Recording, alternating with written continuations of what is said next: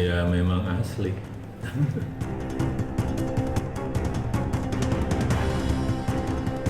Bukan pembimbing skripsi, Jelas, bukan. bukan pembimbing akademik. Bukan. Fotonya itu sama semua. Foto nikah, foto ijazah, foto SMA, foto itu sama semua.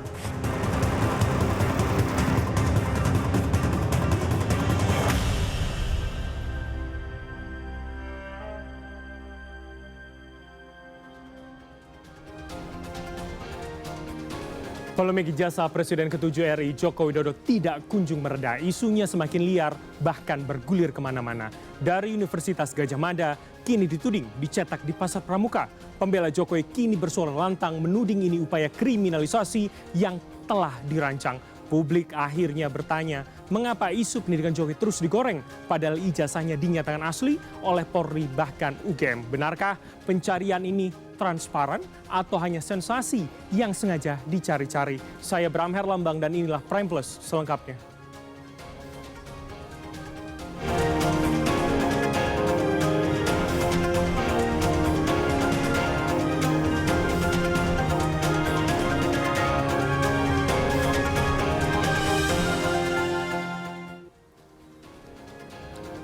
Pakar telematika Roy Suryo memilih tidak hadir memenuhi undangan klarifikasi penyidik dari Polda Metro Jaya terkait dengan laporan tudingan ijazah palsu Presiden ke-7 Joko Widodo pada hari ini.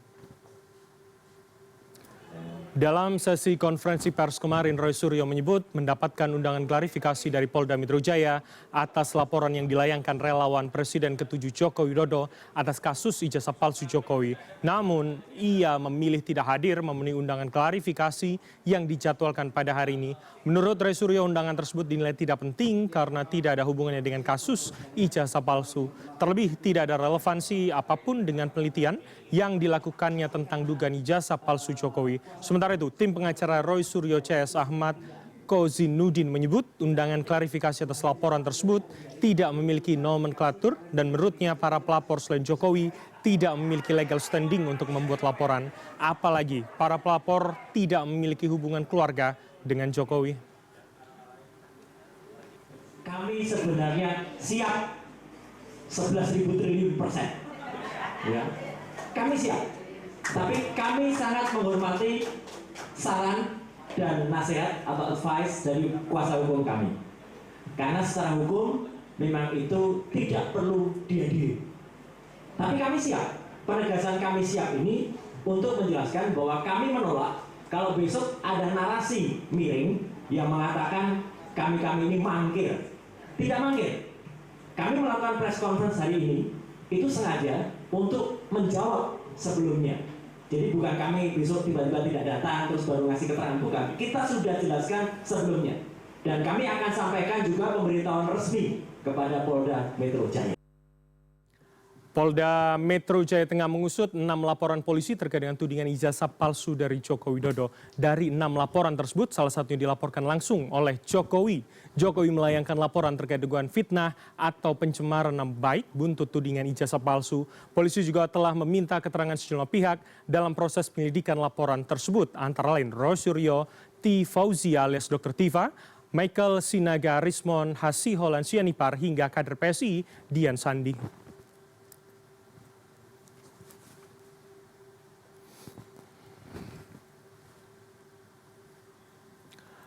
Polemik tudingan ijazah palsu milik Presiden ke-7 Joko Widodo belum juga usai. Terbaru, politisi senior PDP Betor Suryadi menuding bahwa ijazah Jokowi palsu dan dicetak di Pasar Pramuka. Namun pernyataan Betor ini dibantah oleh politikus PDP Prasetyo Edi Marsudi. Pras justru mempertanyakan manuver politik Betor yang kini tiba-tiba muncul serta mengeluarkan rentetan pernyataan seakan-akan mengetahui proses Pilgub DKI Jakarta.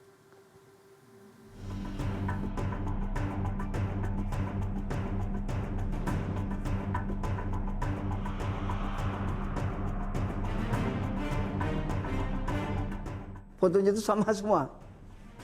Foto nikah, foto ijazah, foto SMA, foto itu sama semua. Nama Betor Suryadi mendadak mencuat di tengah panasnya isu ijazah Jokowi.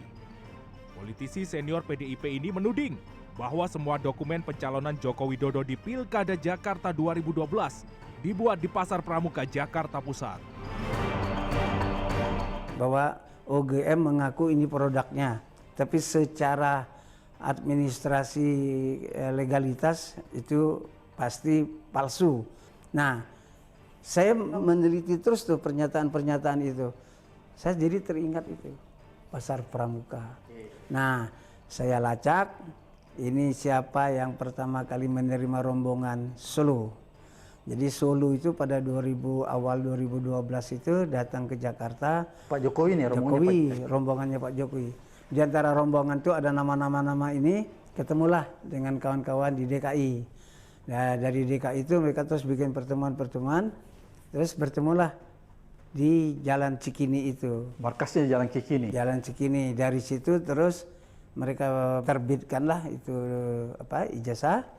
Terus dari situ Jokowi lolos. Namun pernyataan Bitor Suryadi dibantah oleh politikus PDIP Prasetyo Edi Marsudi. Prasetyo mengaku mempertanyakan manuver politik Bitor yang kini tiba-tiba muncul dan mengeluarkan rentetan pernyataan seakan-akan mengetahui proses Pilgub DKI Jakarta. Menurut Prasetyo, kala itu tidak ada nama Bitor dalam tim pemenangan Jokowi Ahok yang diajukan secara resmi PDIP dan Gerindra ke KPUD DKI. Prasetyo mengatakan Bitor mendapatkan informasi yang salah terkait Pilgub DKI Jakarta. Sebab rentetan pernyataan yang dilontarkan Bitor bukan berdasarkan pengalaman, melainkan berdasarkan informasi dari pihak lain yang belum pasti kebenarannya. Sebelumnya pada Kamis 22 Mei, Bareskrim Polri telah memastikan bahwa ijazah Jokowi asli. Yang telah diuji secara laboratoris berikut sampel pembanding dari 3 rekan pada masa menempuh perkuliahan di Fakultas Kehutanan UGM meliputi bahan kertas, pengaman kertas, teknik cetak, tinta tulisan, tinta tulisan tangan, cap stempel, dan tinta tanda tangan milik dekan dan rektor. Dari peneliti tersebut, maka antara bukti dan pembanding adalah identik atau berasal dari satu produk yang sama. Namun, permasalahan tak berhenti di situ. Ahli digital forensik Rismon Sianipar menyatakan menemukan sejumlah kejanggalan dalam skripsi Jokowi, di mana skripsi yang dibuat tahun 1985 ini ditulis menggunakan huruf Times New Roman Microsoft Word, padahal Microsoft Office baru dirilis pada tahun 1990. Rismon juga menuding lokasi KKN Jokowi adalah fiktif.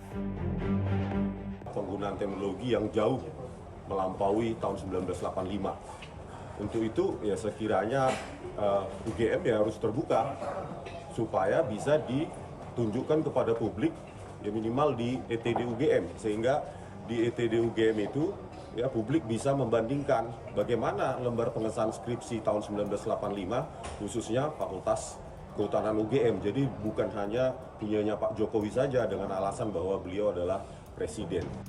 Sementara itu ditemui di kediamannya pada Jumat 6 Juni.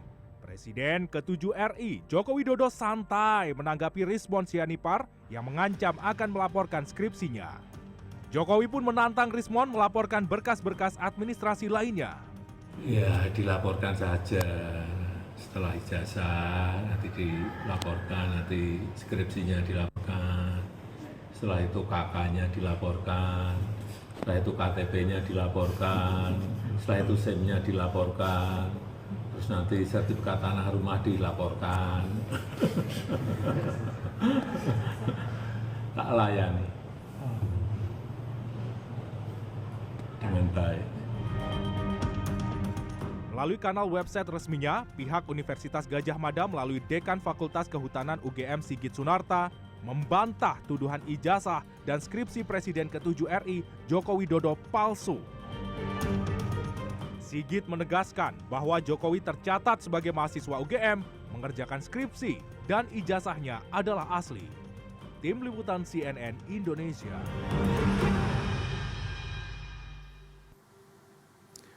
Dan kali ini saya akan mengajak Anda untuk membahas bersama dengan sejumlah orang narasumber. Ada 3 orang narasumber yang sudah hadir di studio CNN Indonesia. Saya akan sapa. Pertama, terlebih dahulu adalah Betor Suryadi, mantan Ketua Prodem. Pak Betor, selamat malam. Selamat malam. Terima kasih. Kemudian yang kedua adalah pakar hukum tata negara Refli Harun. Prof. Refli, selamat malam. Selamat malam. Terima kasih. Dan yang Refli Harun aja. Oke, tidak pakai Prof. Bang Refli kalau begitu, biar lebih akrab kita. Iya. Kemudian Andi Aswan, Wakil Ketua Umum Jokowi Mania atau Joman. Bang Andi, selamat malam. Selamat malam Mas Bram, selamat malam Prime Plus CNN. Semangat. Semangat, Oh, oke, luar terima biasa kasih. ini. Dimulai dengan... Kayaknya salam baru ini, sudah di SK kan nanti ya ini. Oh, sudah. Oke, saya tapi sebelum memulai saya ingin ke Pak Betor terlebih dahulu. Yang kemudian pertama kali melemparkan statement dibuat di Pasar Pramuka. Ketika itu dikatakan oleh Anda, apa bukti kuat yang bisa Anda sampaikan, Saya Pak Betor? hari ini kedatangan teman namanya Ian Iskandar, SH, MA. Dia dari Pijar Indonesia di Palembang. Dia menjelaskan bahwa dia adalah konsultannya Pak Profesor Paiman Raharjo yang belakangnya banyak lagi titel. Ketika Pak Paiman diberhentikan dari Universitas Mustopo Beragama. Oke. Dikarenakan profesornya dan segala macamnya itu diduga palsu. Jadi saya meyakinkan bahwa 1000% ijazah yang diributkan ini dibikin di situ oleh dia. Apa hubungan Pak Paiman dengan Anda katakan itu dengan Pak Jokowi dan ijazah di Pramuka begitu, Pak Betor? Kan selama ini kan kita lagi mencari. Jadi saya baru dapat komunikasikan dengan KPU Solo. Solo melalui Mas Taufik yang sekarang menuntut di Surakarta itu. Terus dari Taufik itu Eko menjelaskan bahwa Jokowi pada waktu 2005 menggunakan 2 sarjana.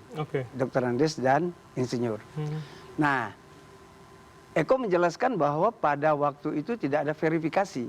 Jadi Eko sebagai ketua KPU tidak melakukan tugas yang namanya verifikasi. Verifikasi itu adalah melaksanakan undang-undang, peraturan dengan anggaran. Seharusnya Eko membawa ijazah-ijazah itu, Dr. Andesnya dari kampus mana, insinyurnya dari kampus mana ke universitas. Ternyata itu tidak dilakukan Eko karena Eko bilang ada public expose.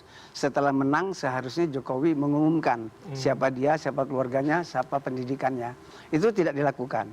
Nah, itu 2005 terus periode kedua muncullah yang namanya Bambang Tri yang menjelaskan bahwa Jokowi nggak punya ijazah. Nah, mulai rame itu. Begitu 2012 masuk ke Jakarta. Iya, Pilgub. Pilgub. Itu juga nggak ada. Jadi KPU yang ada di Jakarta juga tidak melakukan verifikasi. Nah, begitu juga KPU RI tidak melakukan verifikasi. Kok tiba-tiba UGM berani sekali mengatakan bahwa mereka punya ijazah ijazah Jokowi itu dari dia. Padahal kalau mau melihat asli apa tidak itu kan bukti satu-satunya adalah verifikasi. Jadi Anda katakan itu Anda sudah melihat atau hanya 2 cerita tadi Pak Bambang dengan Pak Eko kalau Anda sebut? Saya mendapatnya itu dari Pak Taufik. Kan dia juga sedang menuntut di Surakarta itu. Saya bilang coba cek. Dia terus berkomunikasi sama Eko. Suara yang dia komunikasi sama Eko itu dia kirim ke kita-kita. Nah, saya jadi karena saya pernah menjadi pendiri KIP. Komite Independen Pemantau Pemilu sama almarhum Mulyana. Jadi kami paham benar tuh administrasi orang untuk maju menjadi pilkada, menjadi kepala daerah segala macam sebagai caleg juga. Nah dari situ saya jadinya mempertanyakan kenapa UGM harus mengaku, padahal tidak ada verifikasi. Nah terus dari Ketua DPC PDI Perjuangan Mas Rudi, ketika ditanya, Mas Rudi, apakah administrasi Jokowi pada waktu itu dilakukan oleh partai, oleh kader partai? Dia bilang tidak, tapi dari tim Jokowi itu, yang ada Anggit, ada David, ada Jadi dari sejumlah rangkaian tadi yang Anda dapatkan adalah memang tidak asli, begitu? Sejak zaman Solo 2005, begitu, Pak Betor? Ya. Nah itu seharusnya melalui tata negara, sistem tata negara, tanggung jawabnya KPU. Jadi KPU Solo, KPU DKI, ke DPU RI itu tidak melaksanakan tugasnya secara kenegaraan. Oke. Jadi ini bukan salah siapa, bukan salah Jokowi, bukan salah siapa. Ini salah administrasi negara tidak dilaksanakan. Bapak ini kan hukum tata negara. Oke, nanti saya tanyakan. Jadi kita melihatnya ada apa? Oke. Kenapa ini tidak dilakukan? Tapi pasar pramuka Anda punya bukti lihat sendiri. Berikutnya itu terus dipertanyakanlah karena beredarnya ini. Oke. Ini kan kalau kita melihat, ini kan foto di atas stempel. Berarti foto ini adalah menempel. Ada foto ditempel. Oke. Ini yang dibilang pada waktu Pras buka kok fotonya sama. Terus Andi Wijayanto buka atau siapapun buka dokumen itu, semua fotonya sama, bentuknya begini, di atas stempel. Kalau kita orang yang sudah dewasa kan nggak mungkin ini. Seharusnya stempel di atas foto kan. Oke. Nah ini berarti ditimpa.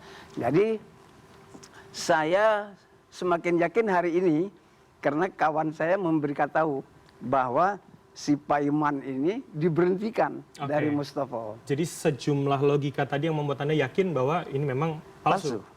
Nah soal yang beredar ini nanti itu kan seharusnya memang kalau KPU itu bekerja dengan benar, sebenarnya dia selesai. Oke, baik. Jadi nggak ribut seperti ini. Nah saya melihatnya begini, kalau kita mau ke ujungnya lagi. Baiknya Jokowi, karena ini sudah dikupas di mana-mana. Artinya yang dibahas oleh Roy dengan itu yang palsu inilah. Yang hasil produksi pasar pramuka ini dipaksakan diakui oleh UGM, dipaksakan juga oleh Mabes Polri. Nah itu kenapa kan gitu. Padahal buktinya begini. Nah tentang si Paiman tadi dia punya kios, dia pelaku daripada bisnis yang beginian. Saya mendapatkan bukti hari ini bahwa dia dipecat dari Mustopo itu karena diduga palsu semua yang dia pakai. Dia kan pakai profesor, doktor, segala macam. Jadi menurut Anda ketika Pak Paimannya itu punya gelar palsu itu juga mengindikasikan begitu? Iya dong. Jadi kalau dia bikin sebanyak-banyaknya untuk titel dia, bikin yang satu untuk Jokowi apa susahnya kan gitu. Jadi saya bilang begini, saya berharap dari perbincangan panjang tentang dokumen ini ya, baiknya Jokowi kan seperti yang dituntut orang, tunjukkan aja. Terus dia sudah selesai, dia sudah berhenti dari presiden, dia sudah selesai jadi presiden, dan rakyat akan memaafkan dia, karena dia sudah tunjukkan. Nah dengan begitu saya berharap dia menarik mundur anaknya yang jadi wapres.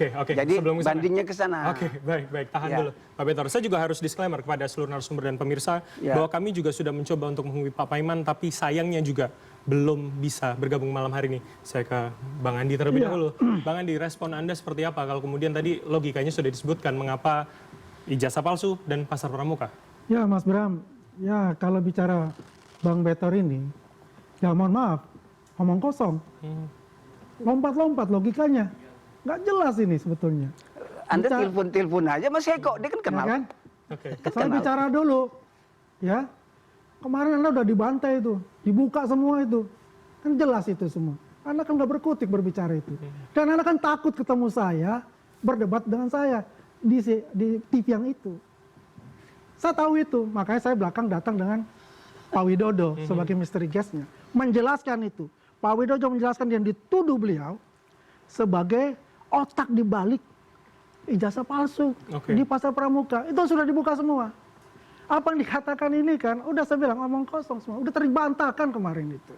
Yang jelas ya, 2005 Solo. Insinyur Joko Widodo, FX Rudy.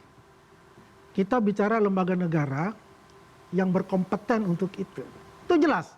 Proses berjalan, beliau pemenang. Dari mana katanya ada Dr. Andes? Kalau kita lihat dia bilang Dr. Andes itu karena ada koran, bukan media online.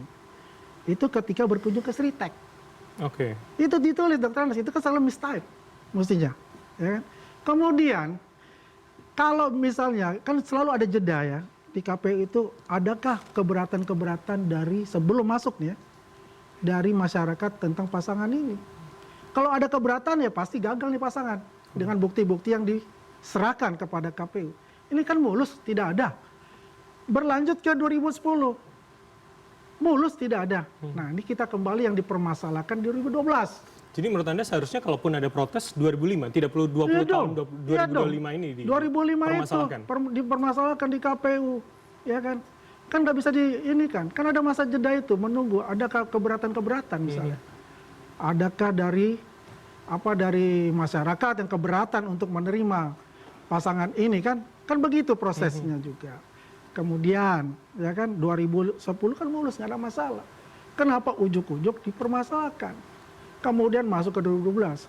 2012 saya pelaku sejarah dengan Mas Prasetyo Aldi, Boy Sadikin, Sanusi, ya, M. Sarip, ya, M. Sarip, Sanusi dan saya adalah dari Gerindra. Oke. Ya, saya di tim sosialisasi kampanye. Jokowi Ahok pada saat itu ya? Jokowi Ahok, karena Ahok dari kita. Kita mengusulkan Ahok itu.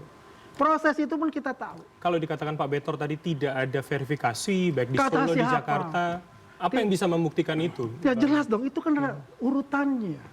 Kan saya bilang ada jeda dari masyarakat, apakah dalam kata 1 minggu, apakah masyarakat berkeberatan untuk itu? Kan begitu, itu verifikasi dari masyarakat. Dari KPU, ya jelas diverifikasi. Ya kan satu persatu kan dilihat, komplit nggak? Ingat ya, di dalam melampirkan dokumen, itu nggak perlu ijazah asli. Yang penting fotokopi dengan legalisir, dari institusi atau universitas ya dengan cap basah. Jadi legalisir menurut Anda sudah cukup mewakili ya? Cukup itu mewakili. Ya, itu aturan. Aturannya cukup itu mewakili ya kan? Ya, itu aturan. Dari situ. Nah, itu semua komplit.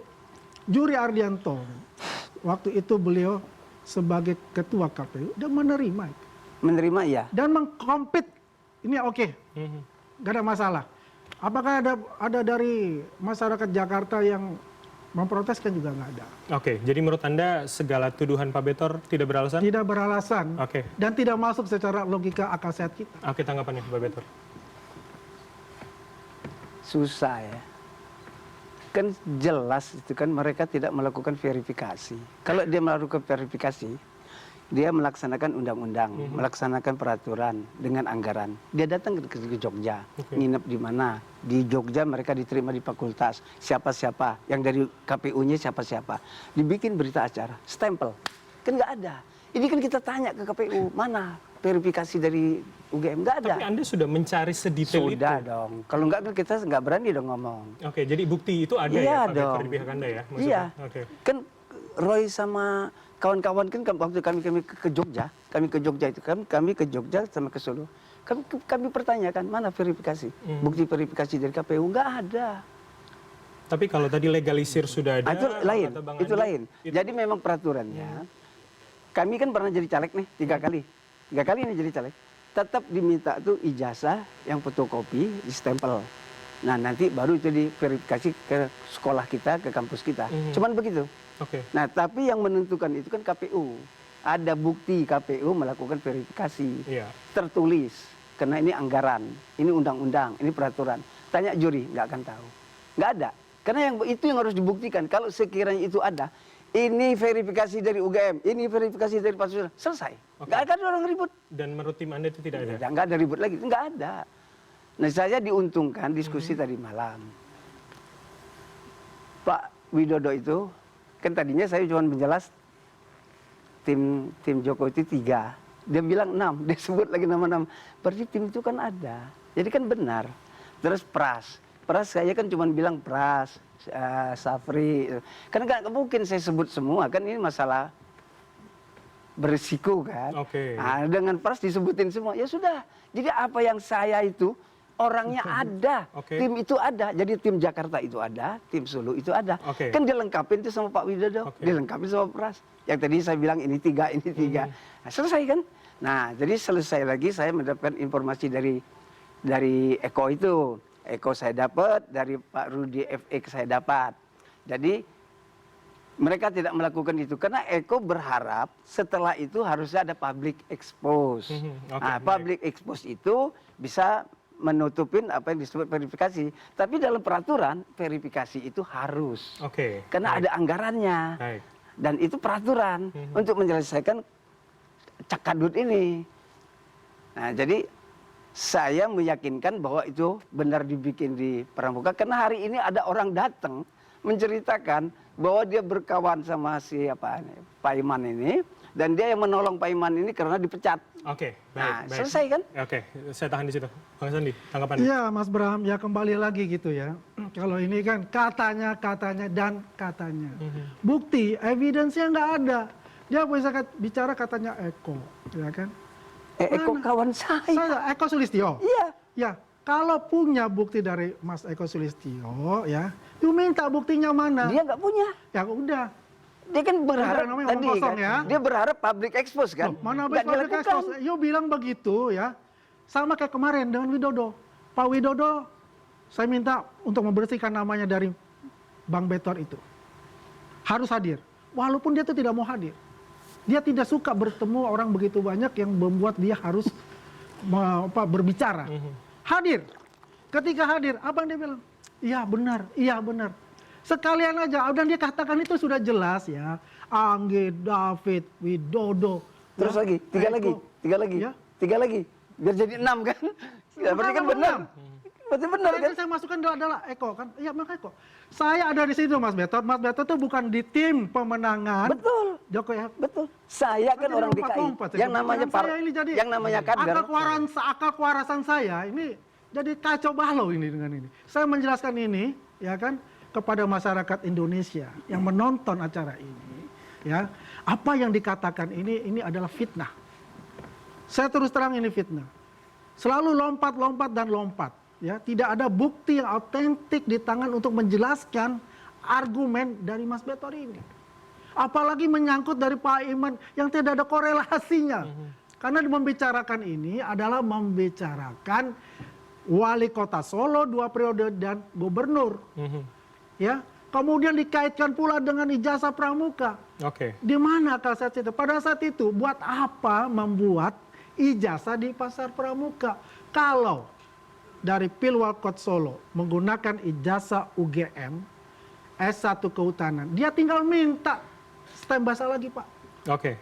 Selesai. Jadi artinya sebetulnya itu sudah selesai di Solo, apalagi 2 kali. Sudah pilkadanya. selesai. Dan tinggal dibawa dari Solo ya ke Jakarta ya, diserahkan kepada, dilengkapi lagi yang lain. Oke, Anti narkoba lah, SKCK dan sebagainya. Baru diserahkan. Ada namanya kita di Borobudur 22, dia aja nggak tahu Borobudur di mana. Dia sebutnya Menteng 22.